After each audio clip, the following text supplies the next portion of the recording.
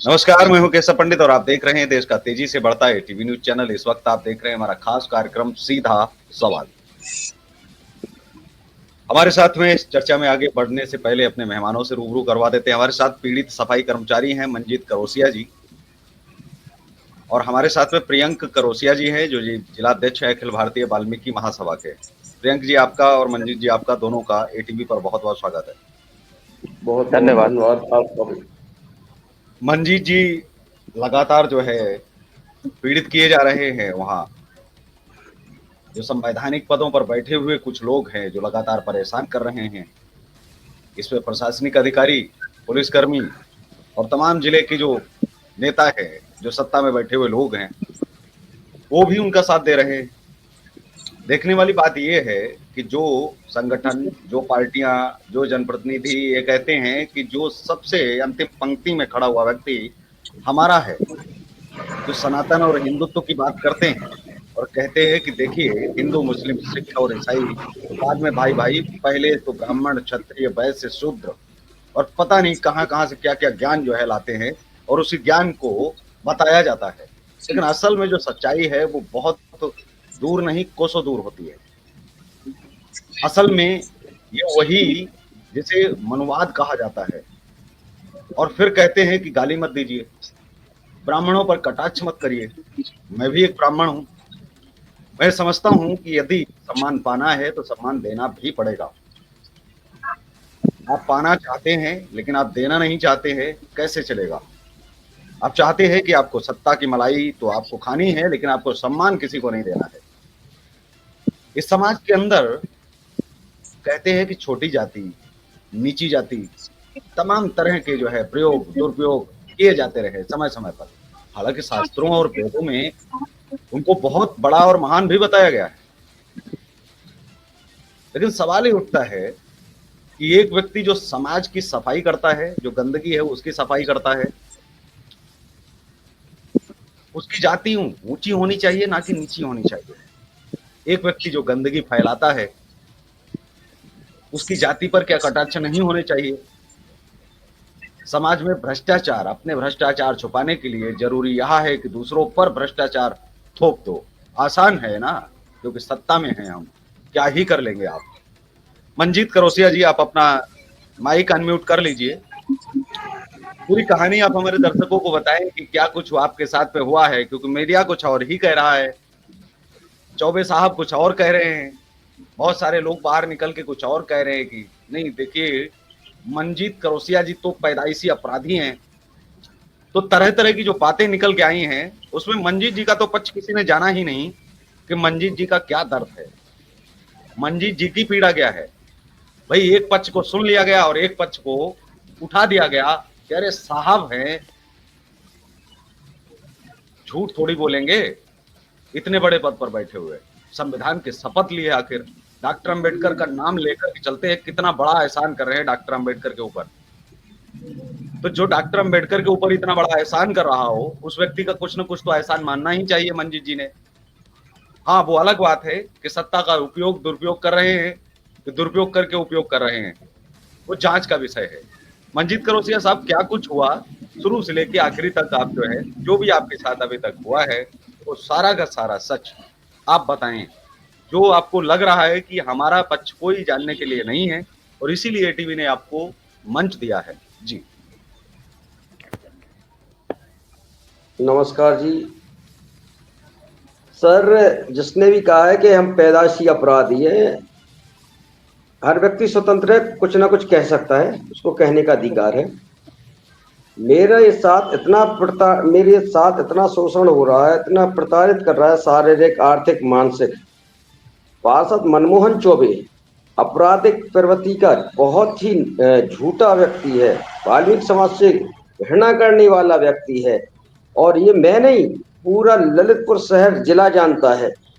पार्षद मनमोहन चौबे जो है, हमारे विधायक जी, हमारे शहर के विधायक जी, हमारे सांसद जी, हमारे माननीय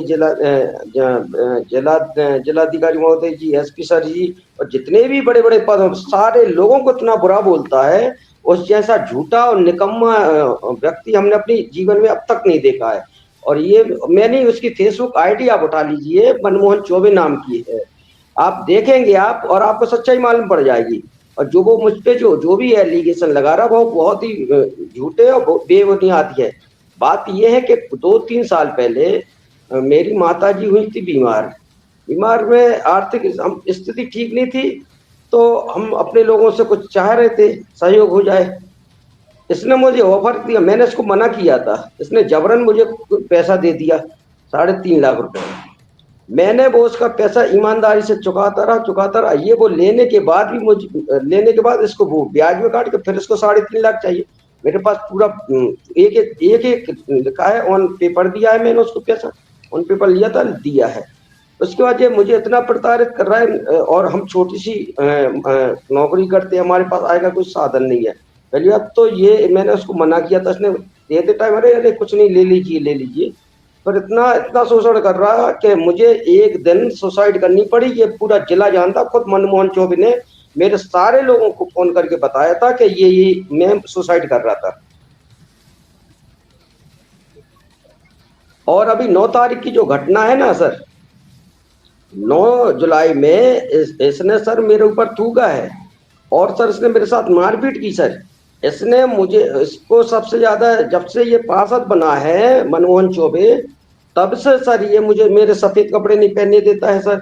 और मैंने पूरे अधिकारियों को बता के रखा है सर, और जिले के पूरे अधिकारी जानते हैं उसको मेरे सफेद कपड़े पहनने बेकार लगते हैं सर। और मैं जो मैं सोशल वर्क करता उसको वो बेकार लगता है सर। इसने मेरे साथ मारा, मेरे चेहरे पे थूका सर। और ये जब माहौल बना, मुझे बचाने वाले लोग आए तो ये मतलब भागा एकदम, सीढ़ियों से गिरा, इसका हाथ में जो भी चोट आई। इसने झूठी कहानी रच दी कि मैंने उसको मारा है, और इसने चैन का आरोप लगाया, चैन, जबकि उसके 2 मिनट पहले का जब ये जो आरोप लगा रहा, इसने एक पेपर को लाइट वाइट दी थी, तो उसमें इसके चेहरे में कोई सोने की चैन नहीं है। और पूरा शहर जानता है मनमोहन चौबे बहुत झूठा निकम्मा व्यक्ति है, बस झूठी शिकायतें करना इसको आता है। और मैं सफाई कर्मचारी हूँ, मेरी अब तक दर्जनों पेज की शिकायत कर चुका है, और शिकायतें कर भी रहा है सर। एक दिन इसने FIR भी किया था मुझ पे, मैं बाल बच गया सर। प्रियंक जी, आप अखिल भारतीय वाल्मीकि महासभा में हैं। जी। बचपन से पढ़ते आए होंगे कि महर्षि वाल्मीकि जो है वो वाल्मीकि जी। समाज के एक तरह से वंशज हैं। उनको भगवान की तरह पूजा जाता है, और शायद पूरी तरह सनातन धर्म में सभी लोग मानते हैं। भगवान जी। महर्षि वाल्मीकि को भगवान की उपाधि मिली है। भगवान राम जी के अवतार लेने के समय से पूर्व ही उन्होंने महान ग्रंथ जो है वो वहां लिख दिया था, उसकी रचना की थी। उसी महर्षि वाल्मीकि जी के आश्रम में लव कुश भी पैदा हुए। माता सीता भी वहीं रही वनवास के दौरान। महर्षि वाल्मीकि का समाज इतना महान समाज, जिसे एक बड़ी उपाधि मिलनी चाहिए थी। आपको लगता है, सबसे पहला तो सवाल यही है कि सनातन ने सभी को आगे बढ़ाया, सभी को देखा, लेकिन एक ऐसा समाज जो शायद ब्राह्मण, क्षत्रिय, वैश्य और शूद्र से अलग होकर के अछूत समाज की तरह पूरा जीवन व्यतीत करता था। गांव के बाहर घर होते रहे, उनको कभी घर के बीच में बसाने की कोशिश या व्यवस्था नहीं कभी की गई। आज सरकारें भले ही जागृत हो चुकी हैं, लेकिन क्या समाज में वाकई वही जागृति है जो सरकार दावे करती है, दम्भ भरती है जिन चीजों का? क्या वही सम्मान है जो महर्षि वाल्मीकि का सम्मान है? जी जी सर, ऐसा है कि अभी भी जहाँ तक है वो मानसिकता है लोगों में। और आपको मैं बता दूं कि मैं बहुत ही कट्टर सनातनी हूँ। ये मैं नहीं, आप चाहो तो मेरी फेसबुक आईडी देख सकते हो। मुझे सनातन धर्म से इतना लगाव है कि मुझे हर चीज लगभग सारे वेदों का ज्ञान भी है। आप चाहे तो किसी भी जानकारी ले सकते हैं। आपने जो कहा कि अभी भी वो मानसिकता है, वो मानसिकता कुछ दिन पूर्व, इनके विवाद के पूर्व, एक हमारा ग्रुप हुआ करता है, नगर पालिका ग्रुप। तो नगर पालिका ग्रुप में सारे पार्षदगण हैं, सारे बाबूगण हैं। तो जब हम लोगों को उस ग्रुप में जोड़ा गया, तो जुड़ते ही मनमोहन चौबे पार्षद हैं जो, वो ये कहते हुए उस ग्रुप से रिमूव हो गए कि इस ग्रुप में सफाई कर्मचारियों को जोड़ दिया गया है। तो इस वजह से इस ग्रुप की मर्यादा है भ्रष्ट हो गई। मतलब तुच्छ मानसिकता तो जो थी वो ने दिखाया, उसका स्क्रीनशॉट भी है हम लोगों के पास। हम आपको अभी व्हाट्सअप कर दिएंगे। तो ये मानसिकता तो है, और हम लोग चाहते हैं कि जो सफाई कर्मचारी है वो भी इस देश का सबसे बड़ा जोखिम भरा काम करते हैं, और एक जो हमारे सेना के जो जवान है वो भी है। तो जवानों को तो वो सम्मान दिया जाता है, लेकिन सफाई कर्मचारियों को वो सम्मान नहीं दिया जाता। ये बहुत बड़ा दुर्भाग्य है इस देश का, जबकि हम लोग भी सुबह 5 बजे से अपने बीवी बच्चों को घर पे छोड़ के आप लोगों की सफाई व्यवस्था में जुट जाते हैं, ताकि हमारा देश स्वस्थ रहे और स्वच्छ रहे। लेकिन कारण ये है कि वही आपने बताया, जो कि मानसिकता वाली वो सोच है, जो मनुवादी सोच है। हमारे गुरुजी हुआ करते थे, वो कहते थे कि ये जो जात पात में हम लोगों को बांट रखा है, ये जात पात इंसानों में तो होती ही नहीं। ये जात पात जो होती है वो जानवरों में होती है। जानवरों को तो जात से पहचाना जाता है कि ये कुत्ती जाति का है, बिल्ली जाति का है। लेकिन अब वो शुरू से ये प्रथा चली आई कि वैश्य शूद्र वगैरह तो इतना ज्यादा अब वो होना नहीं चाहिए। लेकिन क्या करें, अब मानसिकता है लोगों की। लेकिन हम लोग तो हैं कि हम सोचते हैं कि हमें भी वो सम्मान दिया जाए जो सभी समाज के लोगों को दिया जाता है। नहीं, बिल्कुल उस सम्मान का हक भी पहला है, मैं समझता हूँ। जी क्योंकि जिनके नाम से लोग खा रहे हैं, जिनके नाम से लोगों के घर चल जी रहे हैं, और उसी नाम के वंशजों के साथ में इतना बड़ा भेदभाव वाकई में दुर्भाग्यपूर्ण है। लेकिन प्रधानमंत्री जी पैर छू करके सफाई कर्मियों का स्वागत करते हैं। आपको लगता है एक बड़ा मैसेज और बड़ा संदेश देना चाह रहे हैं उन लोगों को जी जो जी जी प्रधानमंत्री, जी, नहीं नहीं, लेकिन प्रधानमंत्री प्रधानमंत्री फॉलो का नहीं तो कर हम रहे हैं। प्रधानमंत्री का तो हम सभी लोग दिल से और हृदय से आभार करते हैं कि वो जो सम्मान देते हैं, आज तक किसी भी देश में अभी तक जितने भी प्रधानमंत्री रहे, किसी ने भी ऐसा सम्मान नहीं दिया है जो प्रधानमंत्री जी देते हैं हम लोगों को। और रही वाल्मीकि जी की बात, तो वाल्मीकि स्वामी ने इस देश को वो ग्रंथ दिया है, और हमारे आराध्य श्री राम जी, हनुमान जी के चरित्र के बारे में जो डिटेल से बताया गया है, वो संभव सिर्फ वाल्मीकि जी की रामायण की वजह से हो पाया है। तो जब लोग वाल्मीकि जी की श्री रामचंद्र जी की यात्रा को, हनुमान जयंती को बड़े धूमधाम से मनाते हैं, उसी धूमधाम से वाल्मीकि जयंती भी सभी वर्ग के लोगों को मनाना चाहिए। लेकिन ये ऐसा हम लोगों को देखने को नहीं मिलता। ये विशेष सिर्फ वाल्मीकि जाति पे ही थोपा है कि हम लोग ही वाल्मीकि जी की जयंतियों को बड़े धूमधाम से मनाते हैं। हम आपके चैनल से ये सभी जो आपके दर्शक हैं उनसे कहना चाहते हैं कि जिस धूमधाम से आप वाल्मीकि जयंती, हनुमान जयंती मनाते हैं और रामनवमी मनाते हैं, उसी धूमधाम से आप हमारे वाल्मीकि जी की भी जयंती मनाएं। वह ही कहना चाहेंगे सर। बिल्कुल, महर्षि वाल्मीकि सभी के हैं और सभी को सम्मान करना चाहिए भगवान महर्षि वाल्मीकि का। मंजीत करोसिया जी, क्या आप क्या चाहते हैं? क्योंकि आपने स्ट्राइक तो कर दिया है, ललितपुर में आपके साथ में भी लोग खड़े हैं। एक निष्पक्ष जांच क्या नहीं हो जानी चाहिए? अब ये क्या ये जो है, है इसको लेकर के भी जांच अभी नहीं होनी जी, चाहिए? आखिर जो जो ये भेदभाव जो चल रहा है, क्या ऐसे लोगों पर अब एक कंट्रोल जी, नहीं होना चाहिए, नियंत्रण नहीं होना चाहिए? और कुछ लोग आएंगे जांच करके चले जाएंगे, ऐसा चलेगा क्या? जब तक उसमें समाज के लोग होने चाहिए अगर सामाजिक भेदभाव हुआ है तो। हमारे जी हमारे जी, अब कोई साथ आए ना आए, हम सारे कर्मचारी एक है, समाज एक है। जो साथ दे उसका बहुत बहुत स्वागत है। जो किसी कारणवश साथ नहीं दे पा रहे, अब उस पर क्या टिप्पणी करना। और रहा तो मनमोहन चौबे के अन्याय अत्याचार से ललितपुर को मुक्त करने का हम अंतिम सांस तक प्रयास करेंगे।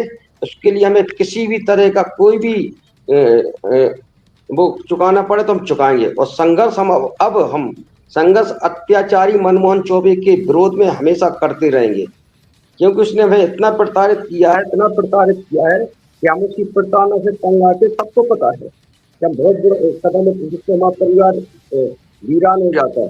अच्छा, उसको तो मुकदमे आपराधिक लिखते ही रहते हैं। ये तो 8 तारीख को लिखा गया है, इसी 8 जुलाई को, 8 जुलाई 2025 को एक मुकदमा लिखा गया, और 9 तारीख को उसने मेरे साथ ये कर दिया। तो वो तो इस टाइप ये करता रहता है, लोगों को ब्लैकमेलिंग करना, पहले झूठी शिकायत करना, ब्लैकमेलिंग। अच्छा, भ्रष्टाचार मुक्त शहर को बनाने के लिए ये आंदोलन करता है। ऐसे कई लोग बताते हैं कि ये कुछ लेन देन के बारे में सब भूल जाता है, और फिर कोई नए व्यक्ति को ये तलाशता है। तो हम आंदोलन करते रहेंगे, अभी आंदोलन जारी है, और मनमोहन जैसे अत्याचारियों के खिलाफ हमेशा आंदोलन रहेगा। और हमारा किसी भी, हमारे ललितपुर शहर की किसी भी समाज से हमारा कोई वो नहीं है, सब हमारे लिए वंदनीय पूजनीय समाज है, सारी समाज है। समाज कोई बुरी नहीं होती है, उस समाज में रहने वाले कुछ एक दो लोग ही बेकार होते हैं। मनमोहन चौबे जैसे बेकार लोगों का हम अब जीवन में कभी सम्मान नहीं करेंगे। हर तरह से हम संवैधानिक लड़ाई लड़ने के लिए तैयार है, अंतिम सांस तक संघर्ष करेंगे, और इसके अत्याचारों से ललितपुर को और वाल्मीकि समाज को, सफाई कर्मचारियों को मुक्त कराने का प्रयास करेंगे। मतलब आने वाले समय में केवल सफाई अब जो है सड़कों की नहीं होगी, सफाई जो है गंदगी की नहीं होगी, अब समाज में जो ऐसी बुराइयां हैं और जो ऐसे बुरे लोग हैं उनको भी जो है साफ किया जाएगा। हमारे साथ में संजय कुमार जी जो है जुड़ गए हैं, मैं उनको जोड़ रहा हूँ। संजय जी, स्वागत है आपका। जी नमस्ते सर। हाँ नमस्कार।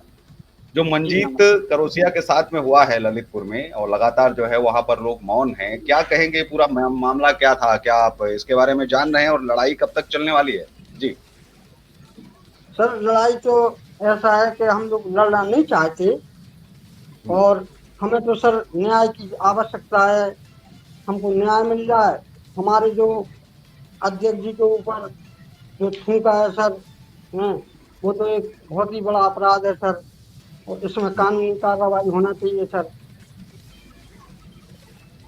जी बिल्कुल। तो हमारे साथ में संजय जी थे। प्रियंक जी, लास्ट कमेंट आपकी जो है चाहूंगा। प्रियंक जी, आप तक आवाज पहुंच रही है हमारी? शायद नहीं पहुंच पा रही है। मंजीत जी, लास्ट जो है आपका, कि क्या आपकी जो है अधिकारियों से, जो जिले से के सक्षम अधिकारी हैं, और सरकार से क्या आपका कहना है? जी नहीं, हमारे यहाँ का प्रत्येक अधिकारी, जनपद ललितपुर का प्रत्येक अधिकारी बहुत ही अच्छा है। कर्मचारी हित में सदैव उन्होंने काम किए और करते हैं। हमें अधिकारियों से, प्रशासन के किसी भी अधिकारी से, हम कर्मचारियों को कोई भी शिकायत नहीं है, 1% भी शिकायत नहीं है। हमारे यहाँ के माननीय विधायक जी, माननीय सांसद जी, माननीय मंत्री जी सफाई कर्मचारी हित में सदैव खड़े रहते हैं, और सदैव उन्होंने काम किए हैं और काम करते हैं। हमें हमें उनसे कोई शिकायत नहीं है। हमें शिकायत सिर्फ और सिर्फ पार्षद मनमोहन से है, वो झूठी शिकायत करने के लिए जाना जाता है, सारे लोगों की शिकायत करता है। इतना नीच प्रवृत्ति का व्यक्ति, आपराधिक प्रवृत्ति का व्यक्ति मैंने अपने जीवन में आज तक नहीं देखा है। झूठ भी इतनी सफाई से बोलता है वो, जैसे मान लो सच हो। अभी उसके साथ कोई दुर्घटना नहीं हुई, कोई मारपीट नहीं हुई, लेकिन वो ये शो कर रहा है कि उसके साथ हम लोगों ने मारपीट की, मुझे ही मारा, मुझे ही प्रताड़ित, कुछ मेरे साथ कर रहा, मेरा आर्थिक मानसिक सामाजिक शोषण करने के बाद भी वो ये सिद्ध कर रहा है कि वो सत्य है और मैं झूठ हूँ, जबकि मैं पूर्णतः सही हूँ। वो जो आरोप लगाता है, उसने कई आरोप लगा, मैं जांच में मैं सही पाया जाता हूँ। सक्षम अधिकारियों ने जांचें की, मैं सही पाया जाता हूँ। उसका लक्ष्य सिर्फ और एक है। उसने कहा है, सारे शहर को पता है कि मंजीत करोसिया को मैं भंगी बना के मानूंगा, उसके सफेद कपड़े पहनना मैं बुला दूंगा, और उसके सर पे अगर मैंने माना मलमूत्र नहीं उठवाया तो मेरा नाम मनमोहन चौबे नहीं, ऐसा उस मनमोहन चौबे का कहना है। सारे लोग कहते हैं, और ये उसका एक उदाहरण अभी मैंने खुद देखा है, पूरे शहरवासियों ने देखा है कि उसने 9 जुलाई 2025 को मेरे चेहरे पे थूका, मेरे साथ मारपीट की। किसी के चेहरे पे थूकना बहुत बड़ा कुकृत्य है। इसकी वीडियो वायरल, सीसीटीवी फुटेज में वीडियो जैसे आएगी, मैं वो आपके लिए भी दूंगा और सार्वजनिक भी करूंगा, क्योंकि जिधर ये घटना हुई है सीसीटीवी है। अभी उधर मुझे उपलब्ध नहीं हो पाई, वो उपलब्ध होगी, मैं आपको दूंगा। और अब मुझे समाज का, अपने समाज का, सफाई कर्मचारी का जो प्यार सम्मान मिला है, उससे मेरा जो मनोबल है बढ़ा है। और मैं अब ऐसे मनमोहन जैसे सातिर अपराधियों को, जिन्होंने संविधान की शपथ लेकर संवैधानिक पद पे मानव सेवा, जन सेवा करने की जो शपथ खाई थी उसका दुरुपयोग करके लोगों को का छल कर रहे लोगों का शोषण कर रहे हैं। उस शोषण के खिलाफ हमेशा जंग जारी रहेगी सर।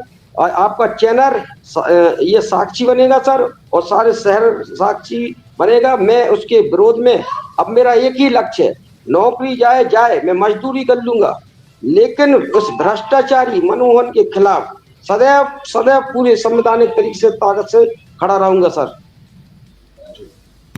बिल्कुल, और एटीवी न्यूज चैनल आपकी उस लड़ाई में भी साथ है। एटीवी न्यूज चैनल चाहता है कि जिले के जो प्रशासनिक अधिकारी हैं मुकदमा पंजीकृत के निष्पक्ष जांच की जाए, और जो दोषी है उनको जो है जेल के पीछे होना ही चाहिए। ये बेहद आवश्यक भी है, बहुत जरूरी है, क्योंकि जो साजिश षड्यंत्र के तहत की जाती है, किसी के खिलाफ की जाती है, ये भी एक तरह का अपराध ही है। अगर सत्ता में बैठ करके, कुर्सी पर बैठ करके उसका दुरुपयोग हो रहा है, तो ये भी जिम्मेदारी बनती है कि कहीं संविधान का दुरुपयोग तो नहीं किया जा रहा है। सर वो सत्ता पक्ष से नहीं है, निर्दलीय है सर। वो निर्दलीय, वो सत्ता पक्ष के लोगों को भी ब्लैकमेल करता है सर वो। जी नहीं, मैं सत्ता की बात नहीं कर रहा हूँ, मैं ये कह रहा हूँ कि सत्ता में ही है, जो व्यक्ति कुर्सी पर है वह सत्ता में ही है, भले ही वह निर्दलीय हो, यहाँ किसी पार्टी का नाम नहीं है। तो एटीवी न्यूज चैनल की मांग है कि ऐसे व्यक्ति पर एक्शन भी होना चाहिए, जांच भी होनी चाहिए, निष्पक्ष जांच। और एक ऐसे समाज को जिसको लगातार बरसों से प्रताड़ित किया जा रहा था, अभी भी प्रताड़ित किया जा रहा है, आखिर इनकी प्रताड़ना कब बंद होगी, इनके दर्द को कब समझा जाएगा। जब मेरी मंजीत करौसिया जी से बातचीत हुई तो मंजीत करौसिया जी का गला रुंध गया और उन्होंने कहा कि मुझे आत्महत्या करना पड़ा इस व्यक्ति के पीछे। कितनी बड़ी बात है कि हम जिस समाज में जीते हैं और इसी समाज में जो सफाई करते हैं, जो साफ सुथरा इस देश को रखते हैं, उन लोगों को आत्महत्या के बारे में सोचना भी पड़े, कितना बड़ा पाप है और कितना बड़ा दुर्भाग्य है कि संविधान हमारे पास है, इतना बड़ा संविधान, दुनिया का सबसे बड़ा संविधान, और इसके बावजूद भी हमें न्याय ना मिल पाए। राम राज की कस्में खाई जाती हैं, लेकिन उसी राम राज की स्थापना करने वाले, राम जी का वर्णन करने वाले महर्षि वाल्मीकि के वंशज दर दर भटक रहे हैं। ये बेहद दुर्भाग्यपूर्ण है और बहुत ही निंदनीय कृत्य हुआ है। यदि ऐसा हुआ है, वीडियो फुटेज आएगा, मामला लंबित है, हालांकि जैसे ही आएगा वैसे ही हम चैनल पर जुड़ेंगे और फिर मंजीत करौसिया के साथ में अन्य लोगों को भी हम लाएंगे, जो संगठन है, जो तमाम आंदोलन कर रहे हैं। कि देखिए, जब तक न्याय नहीं मिलेगा तब तक ये लड़ाई रुकेगी नहीं। एटीवी न्यूज चैनल पूर्ण रूप से मंजीत करौसिया जी के साथ में है, क्योंकि यदि उनके साथ ऐसी घटना हुई है, हम लगातार आवाज उठाते रहेंगे। इस कार्यक्रम में बस इतना ही, हमें दीजिए इजाजत। नमस्कार, आप देखते रहिए देश का तेजी से बढ़ता एटीवी न्यूज चैनल। जय हिंद, वंदे मातरम। वंदे मातरम।